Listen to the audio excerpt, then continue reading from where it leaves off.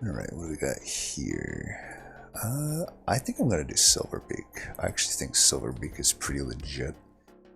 Definitely one that I'll be targeting for the tournament. All three of them are great, honestly, but I don't think I've done a recording of Silverbeak. Sprout, technically not that good for it.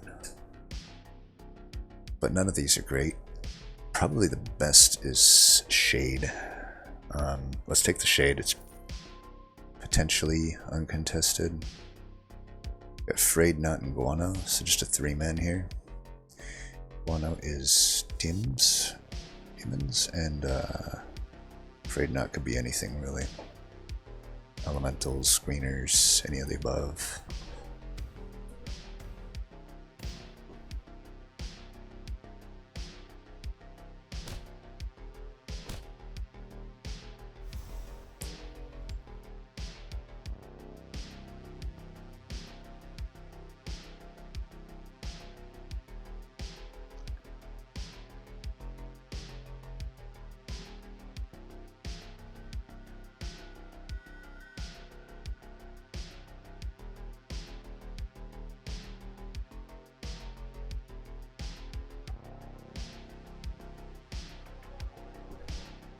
Alright, sorry, I had to do some background stuff there.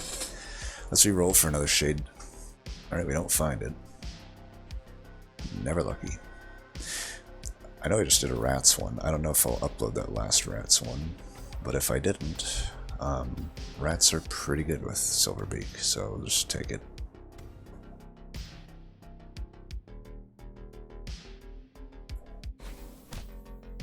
Damn it. Damn it. That didn't go well, but oh well, just 4 health. Unfortunately, it wants me to triple it. I suppose I'll oblige. No Undead, no Warden. All the Slayers are open, let's just take it. I don't even know if I'll lose to a bot, that's how bad the bots are. Look for a Clan Lord. I mean, I'm not gonna force Rats. I don't think they're worth forcing on Silverbeak or anything, but the nice thing about Silverbeak, you can run literally anything. You can run literally anything, and it will be good. He's kind of like Groundson in that regard. In fact, definitely second place in terms of bots that are likely to wreck you after Groundson is definitely Silverbeak. Sometimes the bots can't make use of Silverbeak, but more often than not they do, and it just wrecks you. I mean, you think about this, it's 2 plus 2, 1 for every single double. Oh my god. Oh my god. Okay, I'm just gonna see what this does. Interesting. And then I'm gonna lock these and just buy them. Maybe I have the axe. What am I doing? What am I doing? I should have bought them first. People, don't do what I just did. Do it in the opposite order. Sell the rat, buy both of these, lock it, promote next turn. Don't do what I did. Don't be stupid. Don't be a Gabriot. I'm the worst. I'm literally the worst. I mean, that was just unacceptably bad.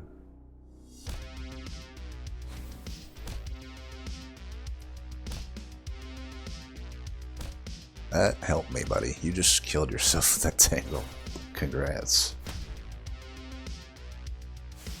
Okay, we buy the both of these. Now we finally use our hero power, and it's good. We have used our hero power, and we like it. So we have 2-1 on everything, and I'll only go up the more and more doubles I get. You know what? Actually, Mana Guardian's a super good unit to have doubles of, because it we could run elementals even. I mean, elementals has potentially like a weak mid game, which would be mitigated by this. That's pretty cool.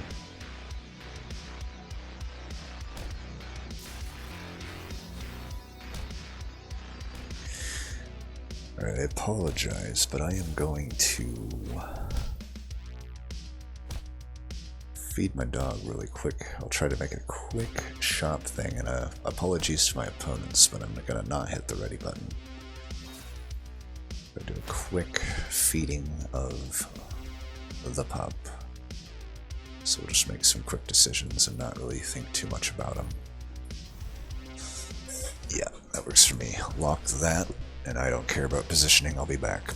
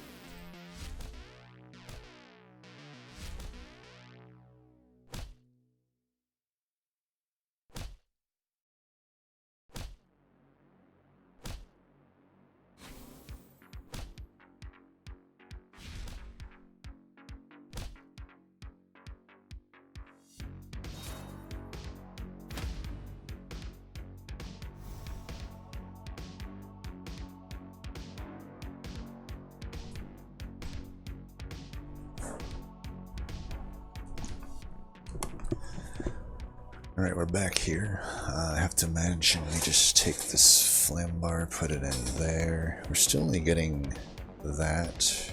I'd like to get another Serpentina, let me tell you. Let's do these, let's just take them. Do I put them on board? I probably should.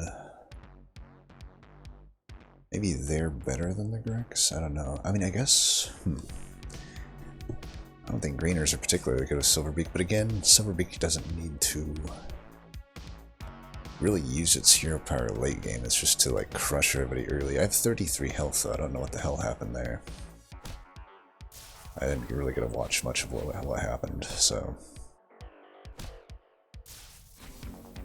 This Tangles could have really screwed up the whole Flambar thing. Look at that, Granson bot getting torqued. Torqued, is that the right word? I don't know. But we'll say it is.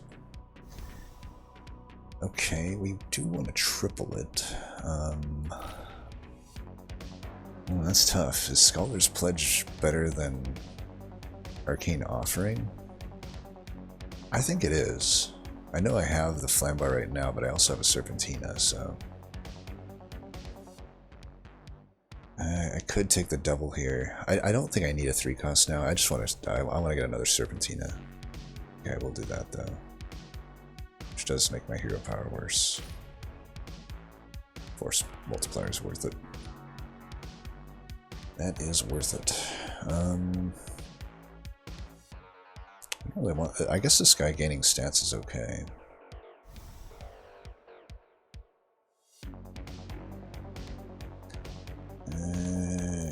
Guess we'll do this. I don't know. Gotta get the hero power at least going somehow, I feel. And this is like it's a unit that'll keep scaling, so why not? We get the Executioner's Axe and Force Amp, might as well scale that thing. If we find a Bloodbath later, we'll be glad to have at least that Grek. I don't know that we need the other one.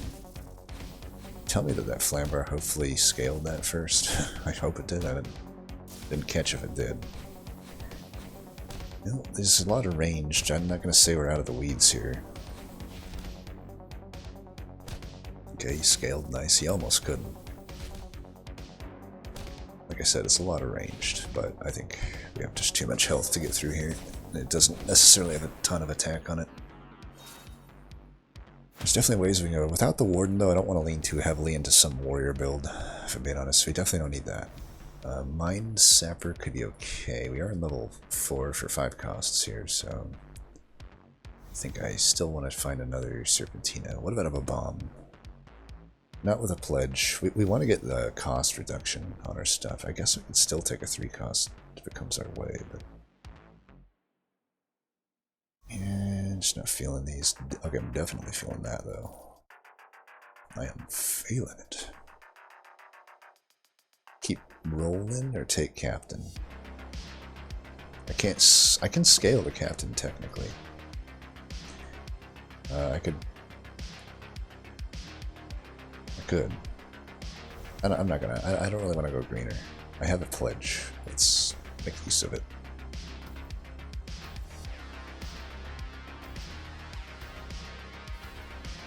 Should cast if I can. Might. You know, other than a roll, I think it is worth getting those stats. I mean, that's basically my hero power worth of permanent stats to really good units, and I get their counter up. Bot, you're holding on to my Serpentina. I'm gonna make you die. It's so weird to frontline with an Unholy Knight. That's the nuttiness of transforms, I guess. Well, I'm down with it though. Don't really want the boost. There we go. Usually want to cast, but that's just too expensive to do. Well, we miss here. Just take an evolution, maybe. Yeah, I don't think we need the Executioner's Axe at this point. Ambush Tactics is just too speculative. I'd rather take the thing that just does something for me right now. We still want another Serpentina, I guess, if I can. I still want a 4 cost of something. If I see a decent 4 cost. We're going into the new level. I don't think locking for that is really worth. And that spell's like iffy. Just trying to find a better spell to cast. Whatever. Take it. So we're not really using our hero power much, but it's fine. It's an all-seeing. Not only is it an all-seeing, but it's an all-seeing bot. That's pretty bad. I will say though, I did win a wild all-seeing win game in like a 7-man, I think, and I was on 1 HP for most of the thing. I almost lost to there was like, I think it was a ground sin bot was the only bot. And I almost lost to him. But I turned it around with a crazy... I was on my laptop, unfortunately, so I couldn't record it. We need to find... Kraken Hunter.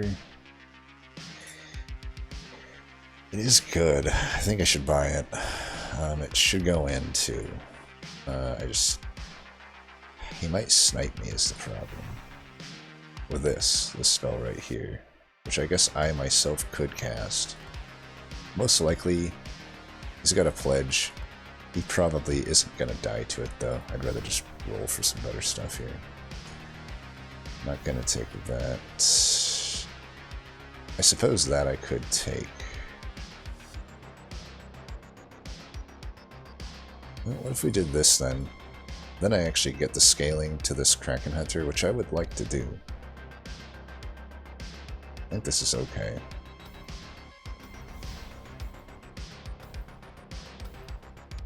Six cost rat. Not feeling it. If I can get 2 Kraken Hunters, I can at least get the hero power there. That really didn't die, huh? Okay, now it died. That was trash. Jesus. Okay, at least we got that. You guys are doing the worst things. Well, we still win, but could have put some more damage in there.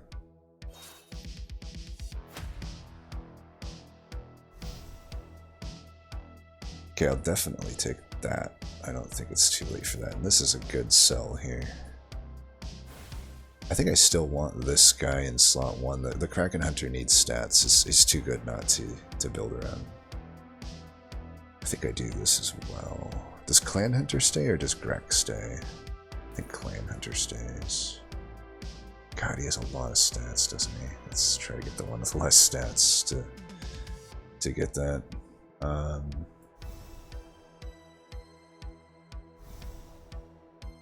Okay, I could take it. I think I will. I'll just bench it for now. That's iffy though. What I did right there is pretty iffy, but I don't know. I'd like to cash in on the evolution. I still do want to reduce my cost. Obviously a 6 cost treasure would be better, but I can't really bank on getting a Kraken Hunter tripled anytime soon. It'll cost most of my turn probably just to get another double. Gotta say, so far, maybe the Arcane Offering would have been better than Force Multiplier. Especially now that I have 2 of these, but yeah, whatever. And it would have been better with the Serpentinas, but we just didn't have any of that at that point. Wait, what was the choice between? It was between Scholar's Pledge. I think I'm still fine with the Pledge. Realistically, this Pledge has gotten me a lot of stats as well, and the ceiling was just so much higher with Pledge. I'm not gonna lie, we might just want to put the hammer down here and give that guy attack. It already kills everything though, but the overkill might be pretty relevant. In this fight, I want you to go there. I think I will cast that. I honestly don't know if that spell is worth casting. I do cast it a lot. It's hard for me to gauge if it's good or not. Okay.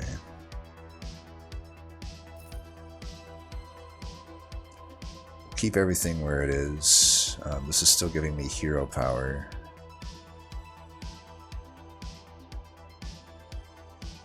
And Grek is not really worth putting in here, I think.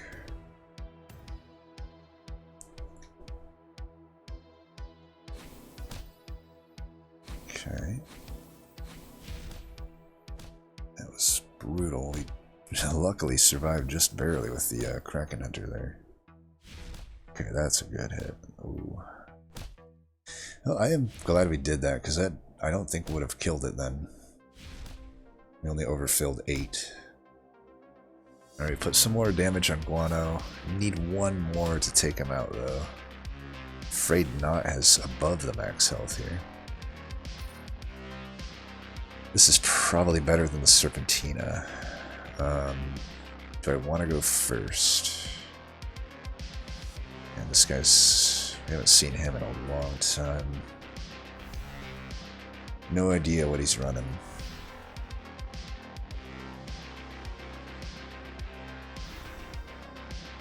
I think it's a little late for Bustation. I'd rather have resummoners up front. I think we can triple this. Then maybe this. Yeah, let's triple this.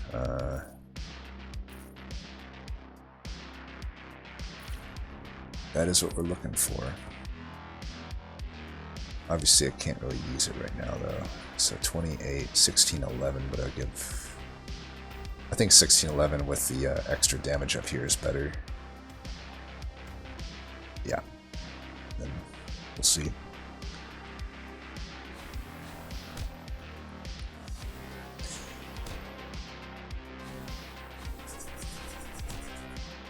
Alright, this is going well. Actually, this guy's less scary than Guano is by quite a big margin. I don't really understand how he's at 42 health, to be honest. I mean, we just crushed that. There was no chance that had have beaten me. So Guano will probably beat him. Which is not good for me. I mean, he's got a good... Well, I don't know. I was going to say he has a good scaling build, but not really. I think I'm outscaling him currently. Tripling that is not necessarily in our interest. I probably should, though.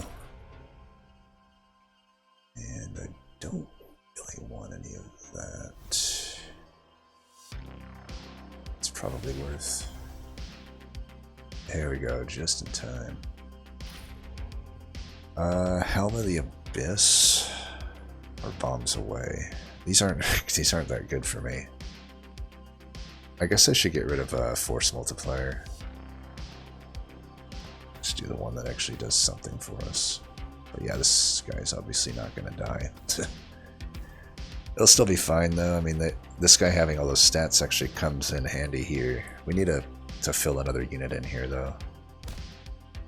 Undead's banned, so the unit I actually want is not here, but we're going into the new level, so I can just go for the Death's Champion, which is not an undead unit, it is an unholy unit, much like the Unholy Knight here. Unholy is unbannable. So, yeah. Could YOLO that ritual. Could be something worth casting. Yep. Okay, Abomination, I guess. Go like this, I guess. Try to have it die last.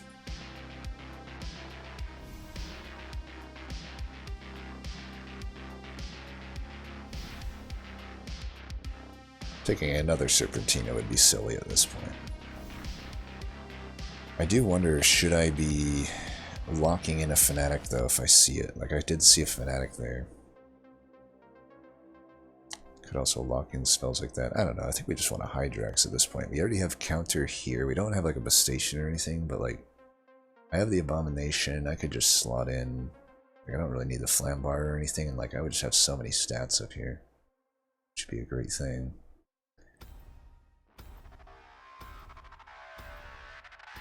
But yeah, I don't know. There's quite a lot we can do with this. I have to imagine though, how did Guano lose to that?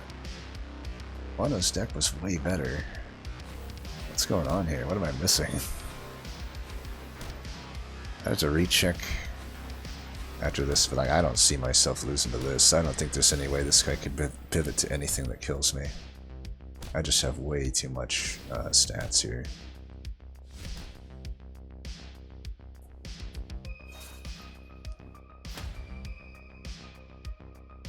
Yeah. Well, anyway, I don't know what you call that build. That build is find a promotion on a unit you already statted up and make it an Unholy Warrior, and then have a Clan Lord do stuff, and then have a Flambar scale your Serpentinas, hit a Scholar's Pledge but only cast it a few times, and get a Kraken Hunter. I mean, this is just Silverbeak. Silverbeak's so powerful, right? I was sleeping on this champ for a long time, but yeah, this unit is so, and I didn't even, I'll be honest, compared to the other Silverbeak games that I've played, I didn't even use the hero power hardly this game compared to what I was doing in a lot of the other ones. I was getting like 3 different pairs, so that's like plus 6/3 on every single unit. Which is just wild, because I had that early, right? Anyway though, that's fun. I like Silverbeak. Serpentina is a bit busted. Is it overly busted? I don't know. Maybe. I do think it is probably a bit too much to have it be ranged and have this effect. I think you could give it the Mind Sapper treatment and make it not ranged, but maybe increase the effect even a little bit. I don't know if that would still make it broken. I don't want to like make the unit bad though, because it's a really fun unit to use, and I do like the flexibility it has into a lot of builds, but it is certainly a little overtuned. I could say that a lot of the units on my board are overtuned a bit. Definitely Clanlord, Serpentina, Flambar, definitely not Abomination. I think Abomination sucks. Unholy Knight, I think it's balanced. I personally think it is balanced. It's not weak, and it's definitely strong, but I don't think it is in need of a nerf. And the Kraken Hunter, I think, is pretty powerful. You could probably nerf its base attack a little bit, and it would still be pretty good. I don't think it's like in-your-face OP though. Like definitely the most OP offender here is Serpentina. Serpentina I can fit into almost every build.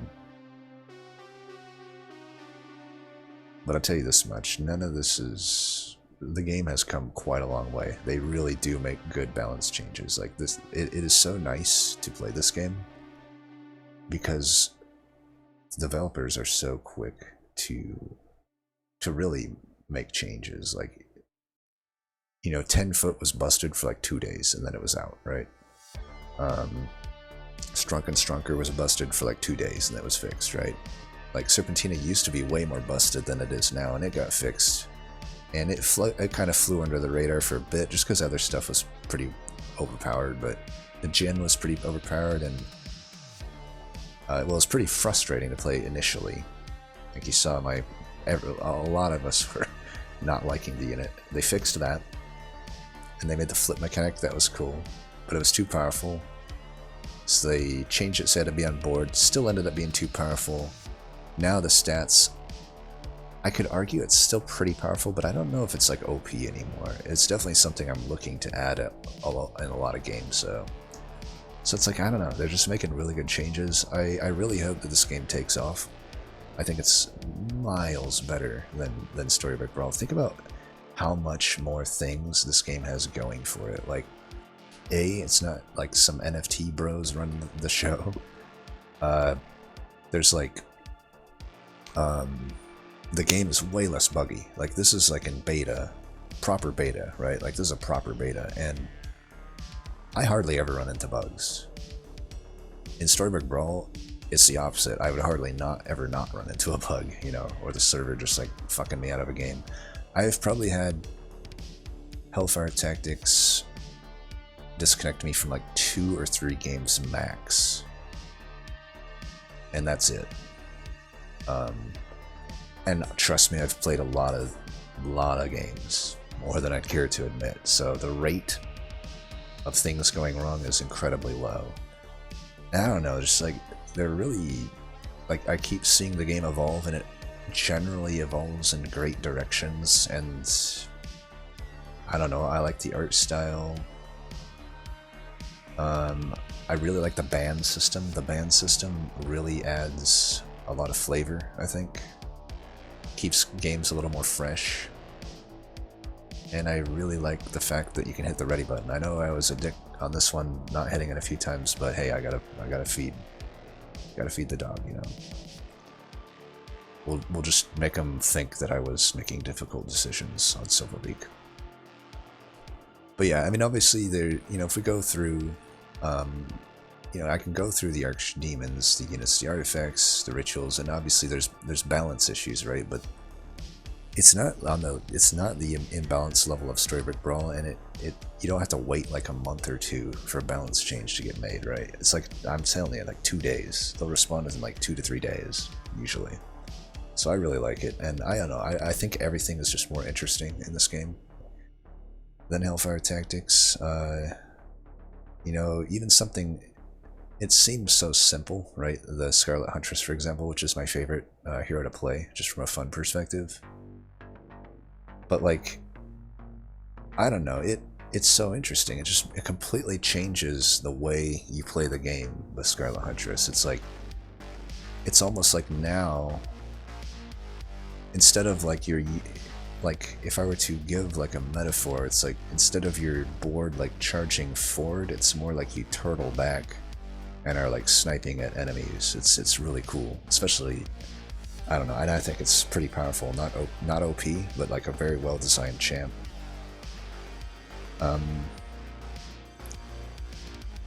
There are some that I definitely think need to be fixed though. Like Syracles, in my opinion, is pretty weak. I don't really see what the strength of this hero is. Like Xerath has gone through many different iterations. I think it seems to get worse in every iteration. I don't know what I would do to fix Xerath, because I don't know that they know what they want to do with it. They know they want it to be assassin based, which makes sense,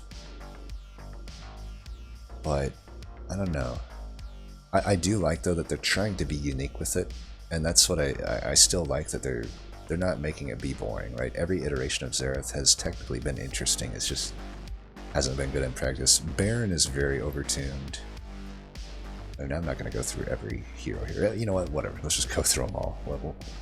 Why not just make this an impromptu review of what I think the current Archdemon, just thoughts of them. I won't rank them or anything, but I could honestly probably argue Baron as the best in the game. It works with every build possible. You only miss out on level 1 artifacts and level 7 artifacts. Or level 6 artifacts. I like to call them though by their cost level. That makes more sense to me. So think of it like the 2 cost artifacts are not going to be there because you're up a level on your artifacts, and then the max level 7 cost artifacts aren't there. To me, that's not much of a loss. I think the 6 cost artifacts that you can get much cheaper and more consistently are more than make up for that, and especially even like combining 2 costs, which is very easy to do, to get 3 cost treasures. As I've outlined, 3 cost treasures are amazing, or many of them are. Just that alone makes it so powerful. Silverbeak is really good tempo champ, right? You'd be hard pressed to not be able to put pairs on a board. I mean, we even had some issues at some point, but eventually it comes together. You've already gone over Scarlet. I don't really like Roquan. I think it needs like an extra thing here where it says like the unit that gains tank gains like some extra health or something. I mean, this is one of the few heroes that to me just seems like it is actively worse than if you didn't have a hero power. Because like, you can technically make it work to your advantage, but you kind of have to go elementals, in my opinion, or something like, I don't know, in a lot of cases, just a downside to have your highest health unit gaining tank, actually. Like, especially just depending on what you build. It can be definitely a downside for that to happen, but obviously it can be good in some times. I just don't really like Roquan. I have not had good experiences with it. Ratskull, I gotta say, it was one of my favorite heroes at the start of the game, and I thought it was OP. I still think it's powerful, but I don't like it that much anymore. Maybe it's just because I don't really find Force Amp on it much these days, but I don't know. I feel like the game gets, once you get better at the game, like positioning matters, so it really, like at a certain point, you have a hard time justifying keeping your board in alphabetic state. Like, it's really good early for tempo. It's definitely not a bad champ, but I do think he's maybe overrated. Because late game, it's just, it doesn't make sense a lot of the time to even use his hero power, which is to say, like, you still get a hero power out of him, right? Like, you get those early units statted up, but it's like, you run into this problem where it's like, if you don't hit promotions, and if you just don't, like the board that ends up getting all of your early stats, like, it's really rough to throw those units away and just rebuild from anew, but like, you do kind of throw your hero power away if you have to do that, right? But can you really build around like a Bloodsucker late game or something, right? You can sometimes. That'd be like a good unit to have, but maybe you don't get that. Maybe you get like Sprouts and shit like that, right? And then you don't find a greener build or something. And even greeners have to be positioned properly, right? So that's always something. Rattiness, Ratch, they're both similar. They're Rat champs. Rattiness is better, just kind of objectively, than Ratch. I don't love them. Technically, Rattiness at least can work with units that aren't Rat, technically. But that's rare. But yeah, you can like have an enema sit on your board and still gain hero power from it. From your other stuff that's summoning. But I don't love them. They're powerful though.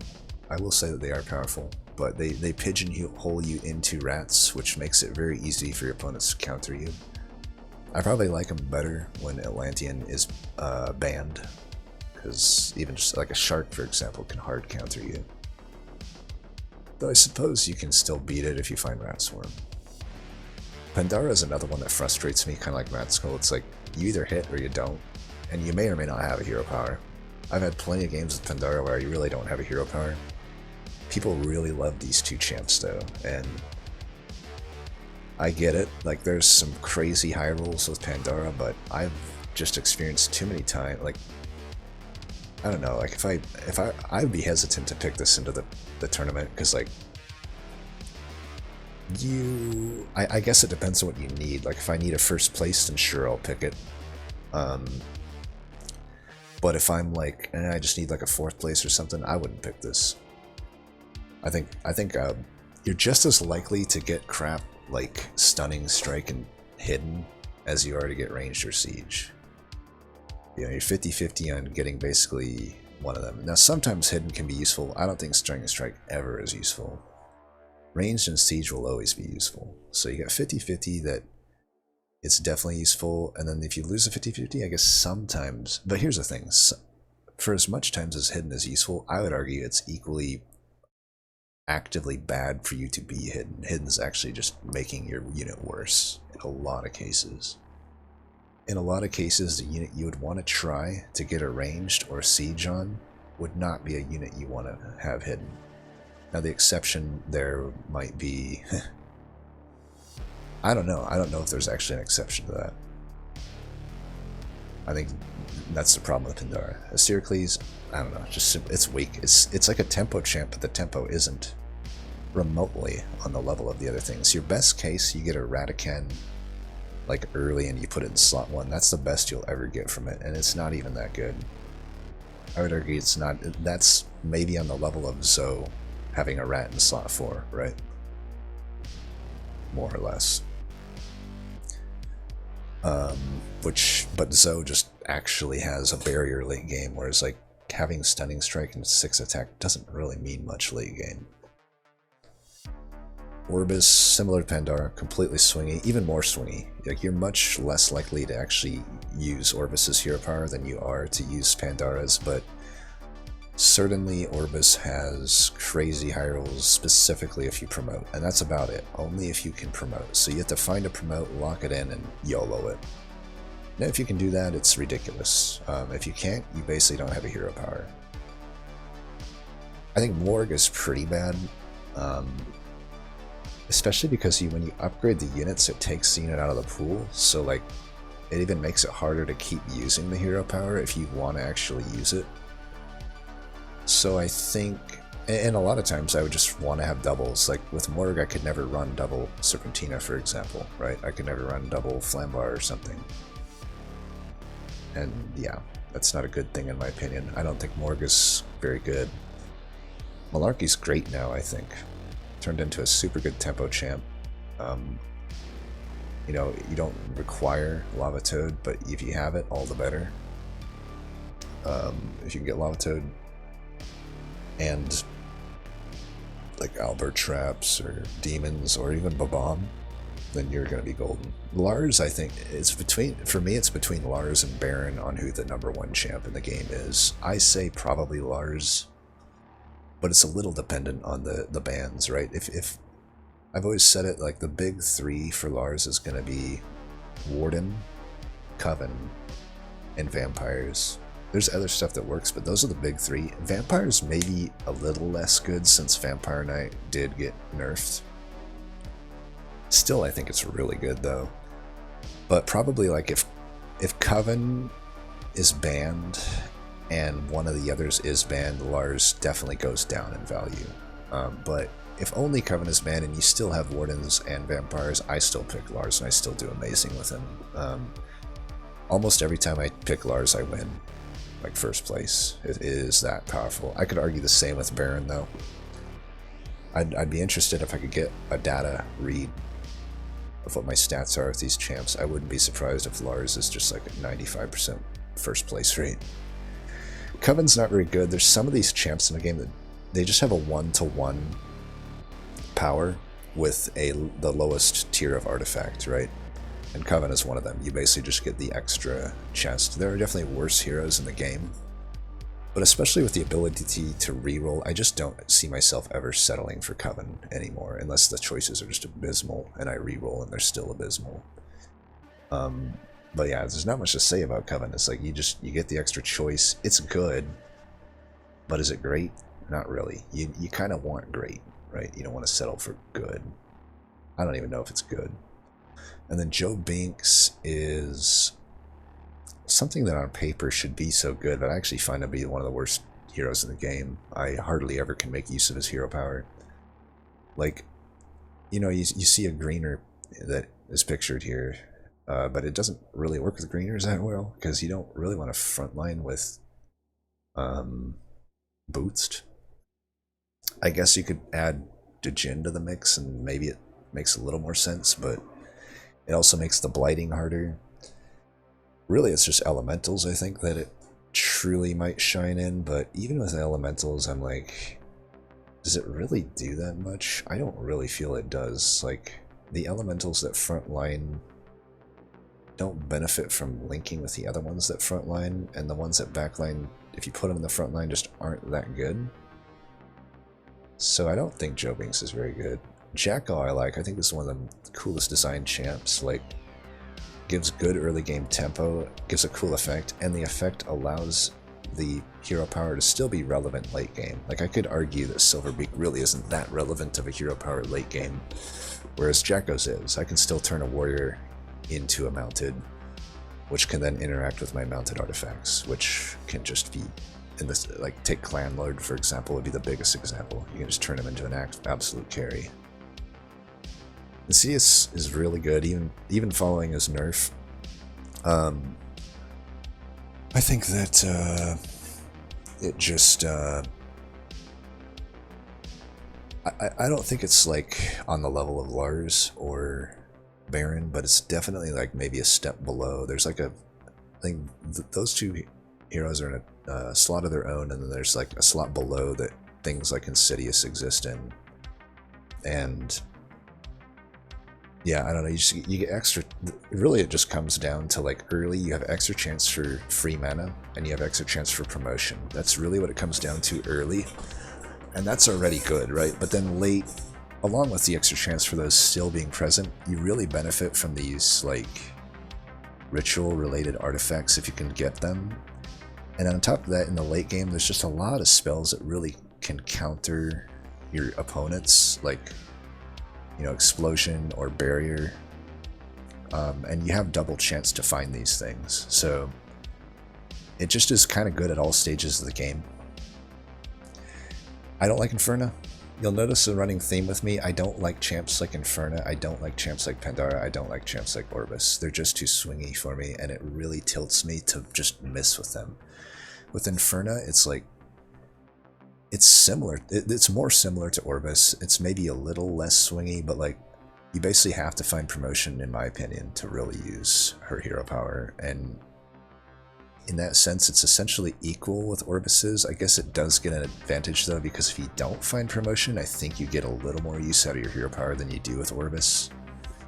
And the other thing I would say is, even if you never find the promotion, the unit that you get might just not be good. Like imagine all the tech units in the game, right? Who cares if I get a Knowledge Fiend on level 4, you know? Or level 3, I mean. Am I gonna really spend my... And here's the thing, like, because you still have to buy it for that full mana cost, it uses your entire turn, because you're behind on mana compared to the level of the unit you're getting, so you basically use your whole turn if you want to buy that unit. More or less. You use like half your whole mana. And then if it's something like how am I going to justify buying a Knowledge Fiend unless I have a promotion ready to go? I mean, maybe you just YOLO buy it anyway, but, you know, what are you going to do? Are you going to hard roll for a promotion, and then if you miss, you just basically go through the entire next few rounds not adding anything to your board? You're going to die then, especially when the lobbies are tough. Hag, I think, is pretty lackluster. It's only good when greeners are good. Technically, greeners are good right now, so it's okay, but this guy really falls into like the Rat Champ tier for me, and I think he's worse than that, because I think the Rat Champs have the ability to miss a few turns of finding rats, but Hag doesn't have the ability to miss a few turns of finding greeners to really cash in on his hero power. Like, if you miss a few turns, like by the time you find them, you plop them down and they don't have their stats yet, whereas like if you find the rats late, you plop them down and you get the effect, right? So I think Hag's pretty bad. I think it might need, but I don't think he's horrible. Like, he's takeable. Zoe's really good. You know, Zoe, I think, fits into that Insidious tier, where it's like probably not on the level of Lars, probably not on the level of Baron, but definitely right there. It just gives a lot, like, it's very hard to lose early game with Zoe. You know, you get a free barrier, that barrier then scales your unit. When compare that to Hag, I can get a 1/1 to any unit I want, I get it before it dies, and I have a barrier.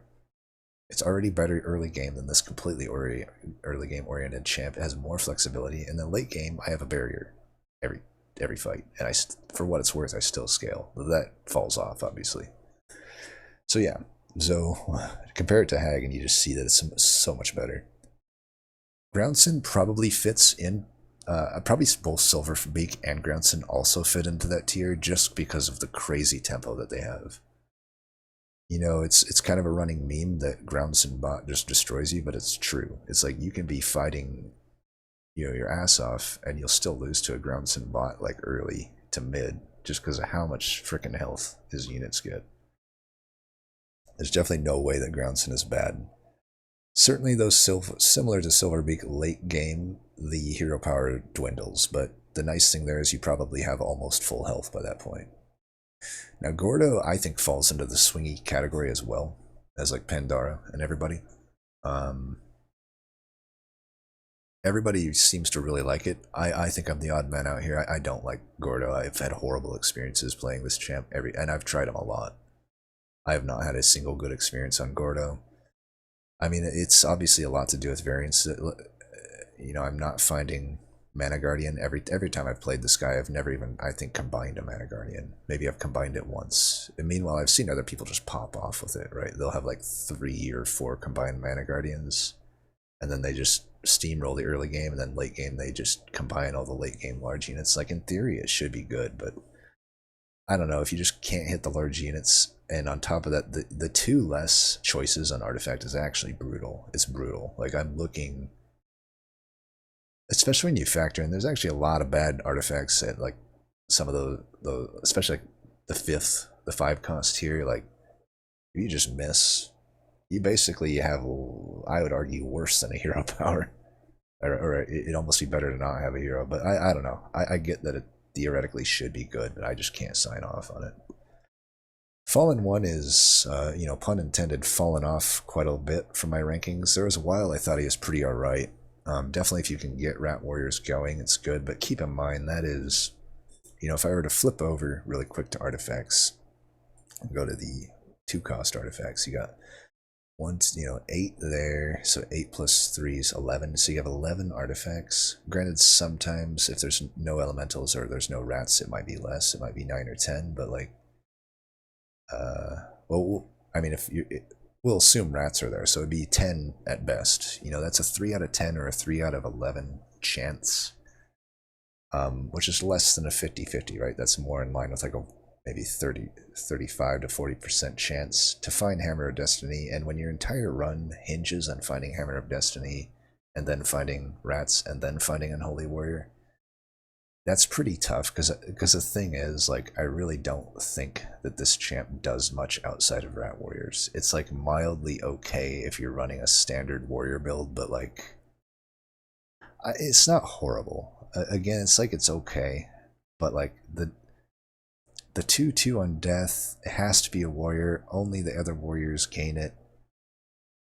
You know, the warrior. It's hard to. It's harder than you think sometimes to put together a thing of warriors if you don't have that warrior artifact. But I don't know. He's okay, I guess. Ayaz is one that I don't love. It's one that I get trolled into thinking will be good, but it just often doesn't good. You have to hit on quite a lot for it to be good, right? You have to put together a build that actually gets the mage treasures. You have to put demons together. Those often don't actually go together that well. It's a little bit better now that Serpentina and Fire Imp are at the same cost level, but I don't know, you still have to get cost reduction on your rituals. You still have to get like the ability to cast more rituals, and then you have to find Serpentina and Fire Imp, or at least Fire Imp. You know, Scholar's Pledge, ideally, like you really have to find all of these to really high roll with this champ. Otherwise, you're getting a pretty... I guess it's still like an okay hero power. I don't know, though. Like, demons are tough, right? I much prefer Demonstra. Demonstra, to me, fits into that tier of Insidious. I would even argue right now Demonstra might be closer to the Baron and Lars tier. Like, she's an interesting one because she's really not that strong early. However, you can get early treasures quite easily at some of the really good tiers, like the 3-cost tier. And, you know, if you can get those going, that can help you through the early game to survive. And then late game, I don't think she's beatable. I literally don't think she's beatable late game because you have such a good chance to find, particularly like super late game is what I'm referring to. Like once you get to the max level of 6 and you can find 7-cost units, you're so likely to combine the 7-cost demon and even find like more of them, and you're so likely to find madness. Because think of the difference here. Like there's 11 artifacts at this cost. Well, let's go to the max. 1, 2, 3, 4, 5. 5 of them, you got 3 to choose from. You got over a 50% chance to find madness, right? And even if you don't find that, like, you know, any of these other ones can be great, but obviously madness is the one you're looking for. And if you miss, it's not that unlikely that you'll double it again. I've done it plenty of times. Because you're guaranteed a demon. There are only 2 level, like think about demons. Like at that level, you have the full demon. Where is it? So you know that's 8 demons. So on top of the normal chance you see to Hellfire Knight, you have that additional 1 out of 8. So it's like every time you roll, it's a 1 out of 8. 1 out of 8 might not seem that good, but it's actually pretty good when you factor in you got 12 mana, maybe even more, to keep rolling with. You know, you're basically, your expected value of finding Hellfire Knights is incredibly high. So it's because of that, really, that I think it's the 2 things there. It's that late game 7-cost aspect, and also the early game 3-cost aspect for the good 3-cost treasures. Yeah, so Demonstra good. Chthonk is one that probably is better than I give it credit for. It's very hard to use though. It's so hard right now. I think if they increase the visual aspect of knowing which slots became extra, it would be a lot easier. But you only have 50 seconds roughly to do everything, and if you're trying to put together a board and you have to figure this stuff out on top of it, it's honestly so hard. So it's like if you can somehow deal with the APM and brain power required to do that, like for me, I just can't do it. I've had a lot of runs where it's like I just can't actually utilize the hero power properly and get a board together that makes sense while also making decisions to like buy things. It's certainly not a champ I can do recordings on. I can't talk through my turns and play this champ at the same time. So I don't know. It's probably better than I give it credit for, but I don't like Chthonk. Crawley to me is right there at the Insidious tier. It might be a little bit lower, just barely, but I think it's pretty good. I mean, early on, you basically have extra access to essentially free mana, right? Because Better Than Nothing will cost 0. You can buy it, sell it back, and it's the same thing as if you're on a different champ and you cast free mana. And then on top of that, if you find free mana, it's like 2 free mana, right? And you just, you see a Forgotten Armor. It's like he's kind of everything in one. He's an economy champ. He is a tempo champ. When like seeing Forgotten Armor and being able to cast it for free is huge, right? 3 health is very relevant early. He's like every now and then you just get a free haste. Like it's so nice to have all these cost reducted spells. Like you basically have a free extra mana every turn, and if you can get like an early double ritual spell, you get like 2 free mana a turn. So it's just like he's like a tempo champ, he's like an economy champ, and he's a champ that really just helps. It's never a champ that you won't have a hero power with, which automatically makes it good, because a lot of these champs just often don't have a hero power. Countess is probably another one that people are higher than I am on. I've had pretty bad Countess games. If you don't find an early Vampire Knight, or a Vampire Knight at all, which often has happened to me, it's pretty hard to do much with her hero power. Like, the only other thing that will really benefit from it is Clan Lord. And again, you can just miss on these things, but even, I don't know, especially not finding Vampire Knight is brutal. And even when you find all of these things, it will like wreck the early and mid game, but I find it often pretty hard to transition her late game into something that can get first place. I don't think she's a very good champ for getting first place in my opinion, but maybe if more and more lobbies are full humans, she becomes better. And might as well finish out the final 6 here. Brotusk is hard for me to evaluate.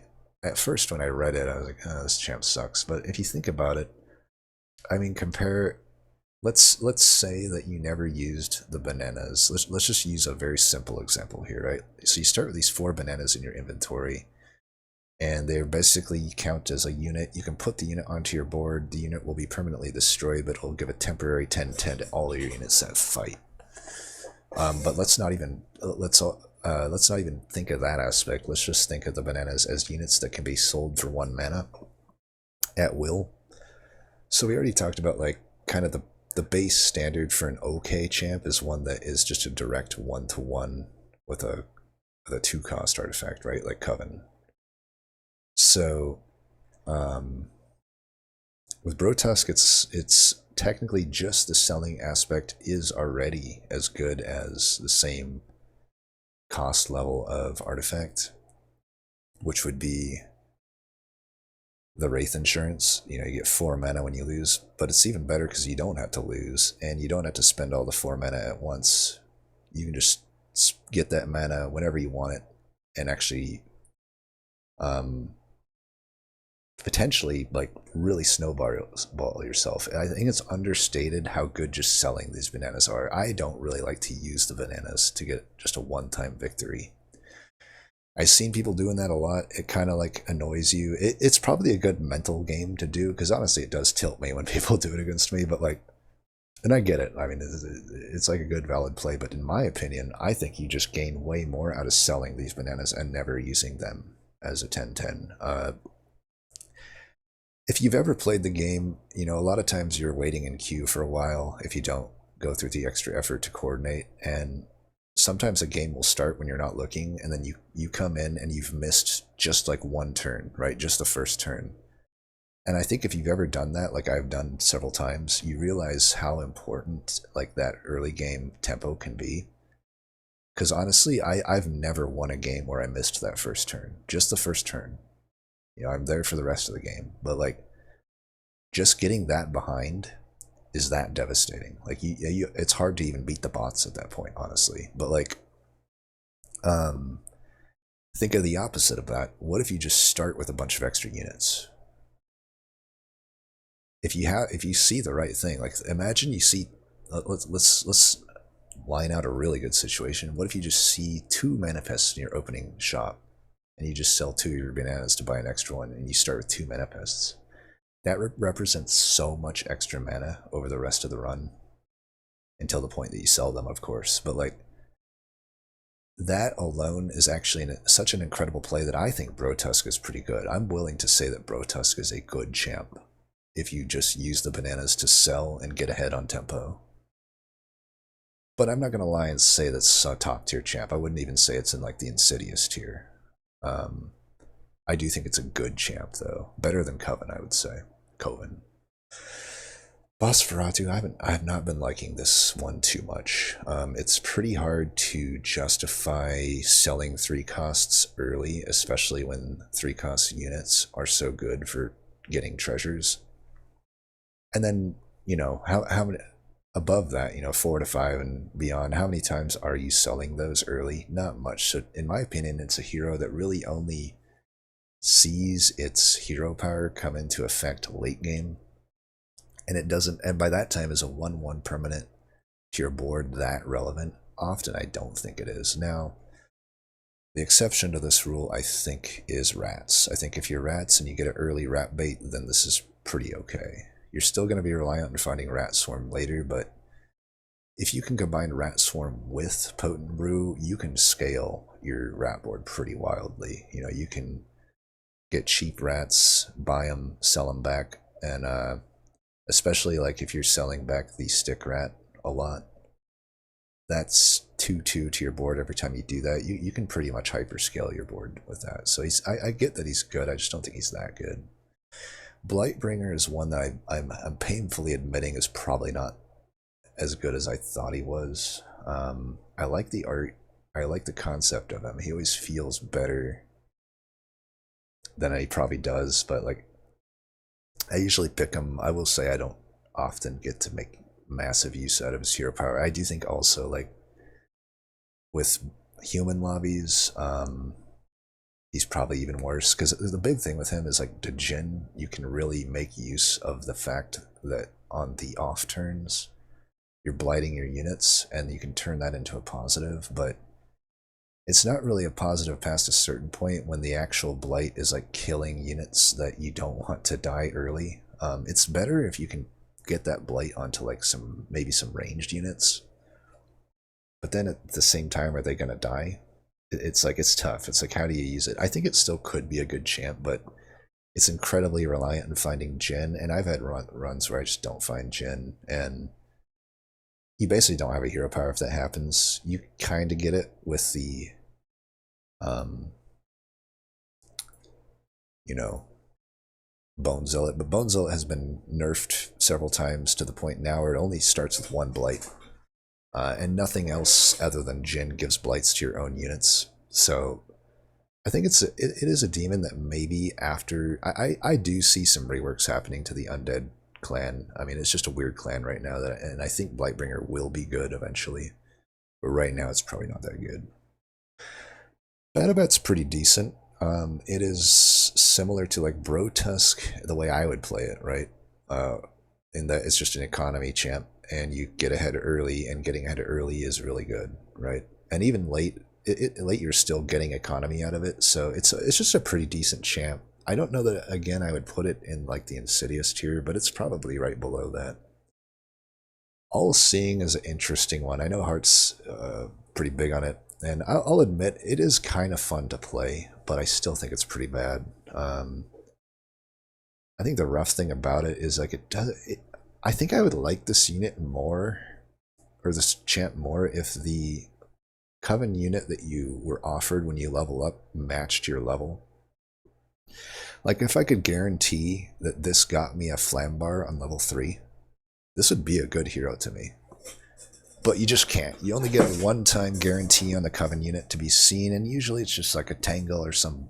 The problem is most of the Coven units suck. Like, only Flambar is good. Babam can be good, but not if you're, like, really trying to use this hero power, because Babam doesn't work with other Coven units. It works with magic units, which none of the other Coven units are. But yeah, if you can somehow get an early World Eater, it's nice.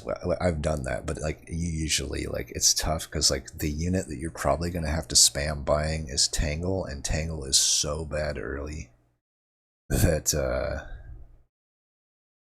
like I said, that I mentioned it in another video, but I did win a cool one with it recently, but I was at 1 health from very early, and I stayed at 1 health, barely winning along until I was able to eventually like get a crazy World Eater going. But I just think you get steamrolled with All Seeing early if you're trying to actually use the hero power, but there's probably ways to navigate it that I'm not giving it credit for. It's a unit I'll play around with. And I will say this.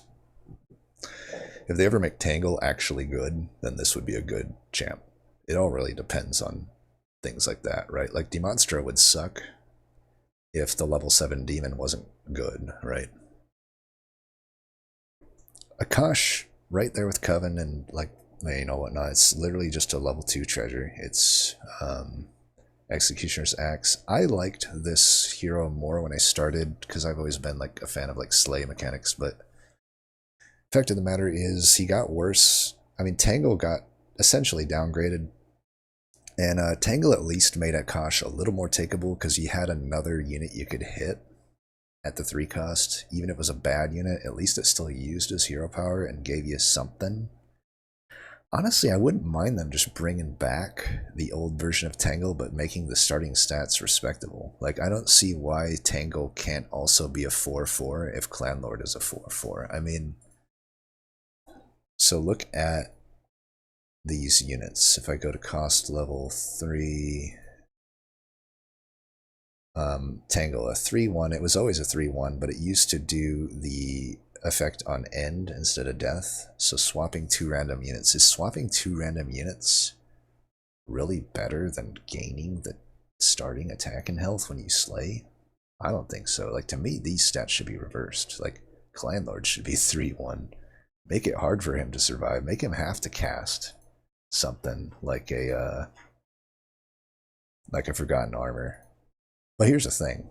As I said, I fully expect the devs to eventually get there, right? I don't think Clanlord is oppressive enough that it's like in dire need of being changed, but I expect that they will fix it. I expect that they will fix Tangle. And I don't even think it'll be that long before they get fixed. Probably, maybe by the time you've viewed this little video I made, I bet you these units have even changed maybe since then, and for the better, right? The game just keeps getting better. I mean, I wouldn't necessarily say changing Tangle from on end to on death was necessarily better, but it was worth a shot, and it's not like it made a unit that was getting used all of a sudden useless. It was always useless. It just, at least I would take it sometimes. Technically, I did take it on that all-seeing run that I won, and I actually used the unit. To my detriment, but I used it. But, you know, it's not the only unit in the game that just has issues, right? There's other ones. Like, I think the Shambler unit needs rework. I think Blighty needs a rework. I think Automata needs a rework. The rest of these are good, though. I think the rest of these are generally okay. There's definitely some imbalances. Like, to me, Grek and Clanlord have and maybe Auxiliary Rat are significantly having an edge on most of the rest of this. Like how could a Blighty compete with those? But Blighty's an interesting late game tech. To me, it just makes more sense as like a 5-cost unit. But yeah, I've rambled on so long here. Did we get through all the Archdemons? We got through them all, right? Feels like I missed some, but I guess we got through them all. Yeah, that's basically how I think about them. Anyway, thanks for doing that, suffering through that impromptu review with me. Maybe I'll do the same for like units and artifacts, but as always, thanks for watching, and until next time, peace.